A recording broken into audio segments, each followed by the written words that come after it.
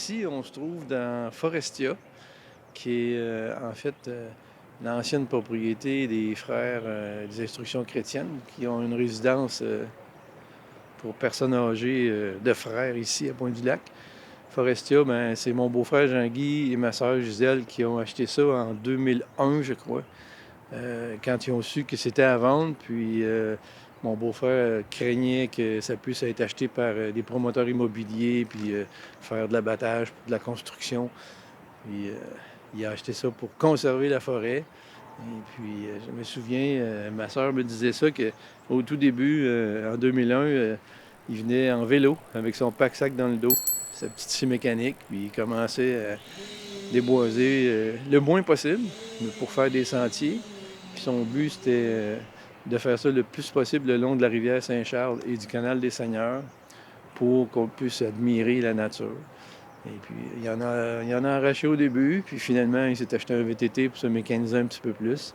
Et puis, il a fait ça pendant une dizaine d'années jusqu'à son décès en 2014. Là.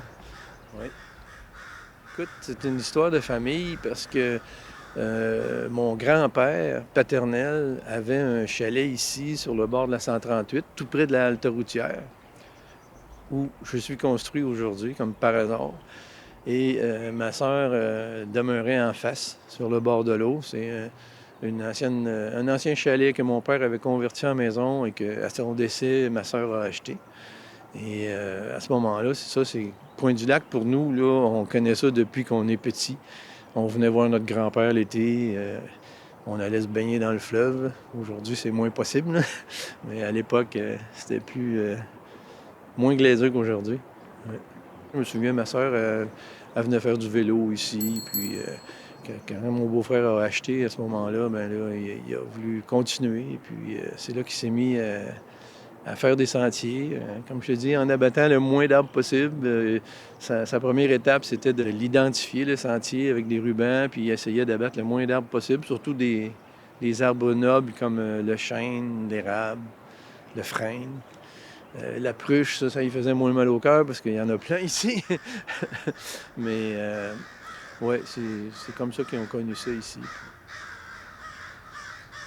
Ah, je vais dire que je peux pas passer ici sans jeter un coup d'œil puis leur dire bonjour à chaque fois à Pierre Tombal. J'imagine qu'ils sont quand même contents de voir tout ce qui se passe ici. Puis j'essaie, moi, bénévolement, de continuer son œuvre, là, plus l'entretien des sentiers.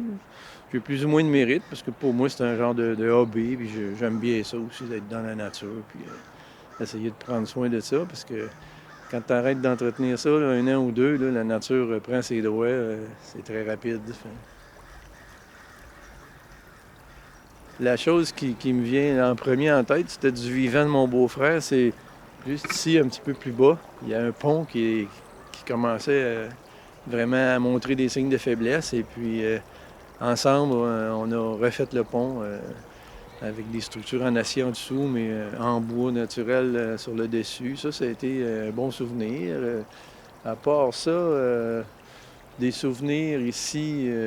Écoute, je me souviens que dans un autre sentier, je l'appelle le sentier arrière de la cabane d'être à gaz, mon beau-frère, à un moment donné, me faisait part un peu de ses inquiétudes qu'il avait vu des jeunes se construire une espèce de petit camp, là, tu sais, puis il les avait rencontrés, puis il leur avait dit, écoutez, les petits gars, vous pouvez rester là en condition que vous ne faites pas de feu.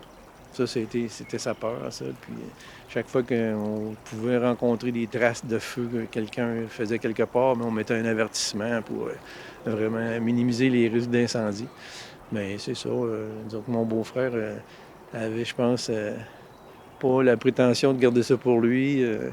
Même le voisin du moulin, Jean, m'avait fait part d'une phrase qui m'avait ému à un moment donné quand Jean-Guy l'avait rencontré puis qui lui avait dit «La forêt, c'est pas à moi, c'est à tout le monde».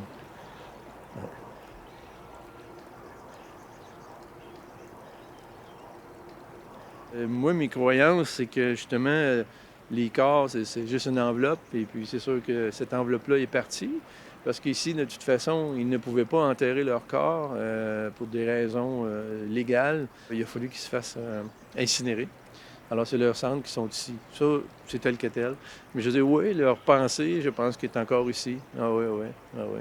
Des fois, quand je travaille dans la forêt, j'ai des petites pensées là, que mon beau-frère est encore avec moi, ou bien donc il m'aide un peu quand j'ai des questionnements. Là, puis, ah oui, oui, définitivement que je pense que leur âme est encore ici. Puis d'ailleurs, comme la pensée le dit, ils sont comme les gardiens de la forêt. Là.